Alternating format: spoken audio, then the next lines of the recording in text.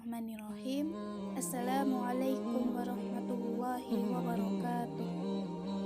Innal hamdalillah nahmaduhu wa nasta'inuhu wa nastaghfiruh wa na'udzu billahi min syururi anfusina wa min sayyiati a'malina may yahdihillahu fala mudhillalah wa may yudlilhu fala hadiyalah. Asyhadu an la ilaha illallah wahdahu la syarikalah wa asyhadu anna Muhammadan abduhu wa rasuluhu la nabiyya wa la rasula ba'dah. Allahumma shalli ala sayyidina Muhammad wa ala alihi wa ashabihi ajma'in. Amma ba'du. Pertama-tama marilah kita panjatkan puja dan puji syukur kehadirat Allah Subhanahu wa taala yang telah memberikan kita beribu-ribu nikmat, terutama nikmat iman, Islam, dan sehat walafiat.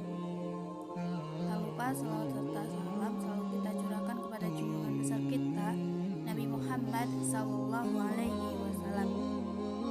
Sebelumnya perkenalkan, nama saya Devi Setianingsih, NIM 20111111031. Di sini saya akan menyampaikan materi tentang sejarah pertumbuhan dan perkembangan ilmu kalam dengan dosen pengampu Bapak Nurisman MAG. Ilmu kalam adalah sebagaimana diketahui ilmu yang membahas ajaran dasar dari suatu agama bagi setiap orang yang ingin menyelami seluk-beluknya secara mendalam. Maka perlu mempelajari ilmu kalam yang terdapat pada agama yang dianut.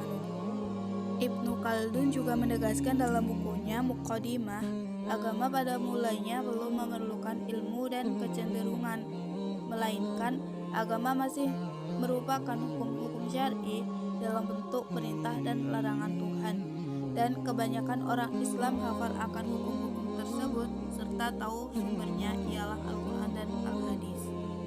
Dapat dipahami bahwa sebagai perintis utama faktor-faktor yang mempengaruhi lahirnya ilmu kalam adalah kejadian-kejadian politis dan historis, walau di sampingnya banyak sebab lain. Yang akan kita bahas pada materi ini yaitu yang pertama, sejarah munculnya ilmu kalam. Yang kedua, faktor-faktor yang mendorong lahirnya ilmu kalam. Yang ketiga, macam-macam aliran kalam. Yang pertama, sejarah munculnya ilmu kalam.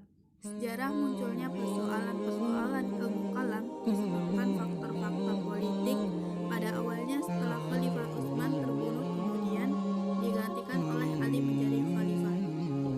Peristiwa menyedihkan dalam sejarah Islam yang sering dinamakan Al-Fitnah Al-Kubra atau fitnah besar sebagaimana telah banyak dibahas, merupakan pangkal pertumbuhan masyarakat dan agama Islam di berbagai bidang, khususnya bidang-bidang politik, sosial, dan paham keagamaan.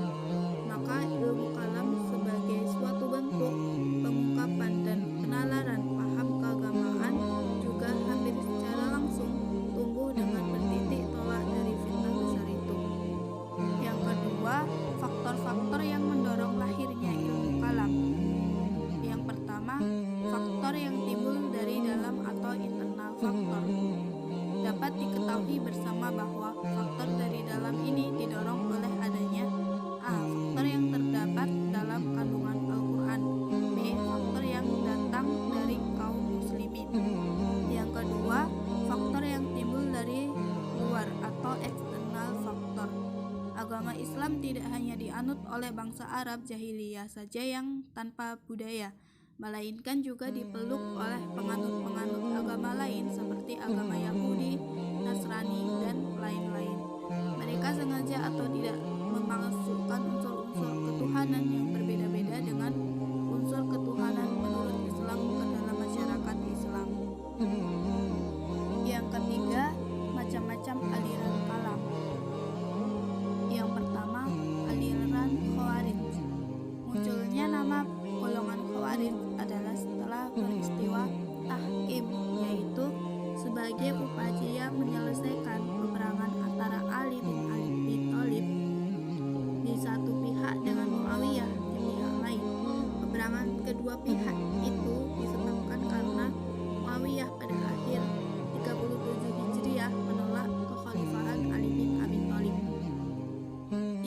kedua, aliran Syiah. Istilah Syiah berasal dari kata Syiah. Bentuk tunggal dari kata ini adalah Syiah adalah bentuk pendek arti kalimat bersejarah Syiah.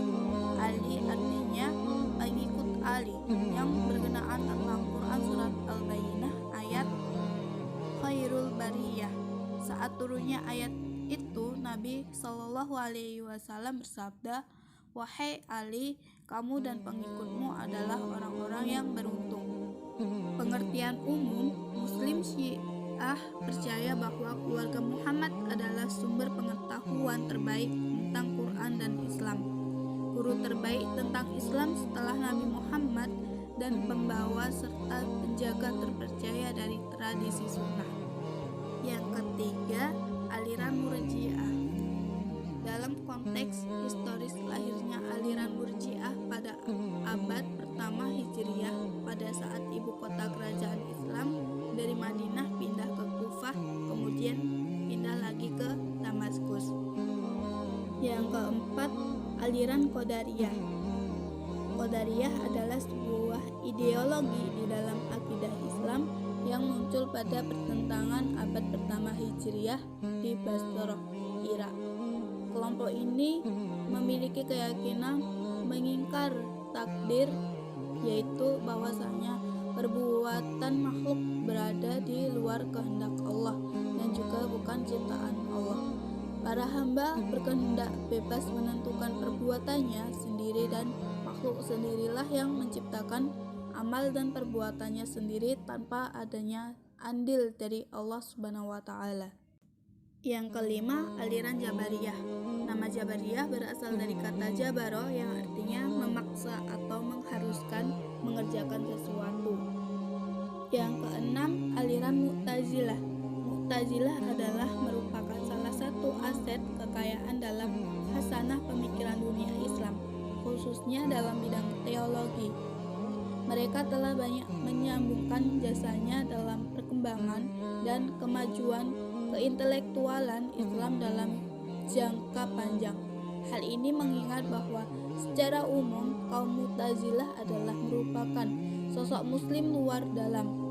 Artinya bahwa mereka telah bekerja dengan sekuat tenaga berupaya membenahi intern umat Islam dalam menerangi kebodohan dan kemajuan berpikir dan sebagai penolong dalam kemurnian tauhid.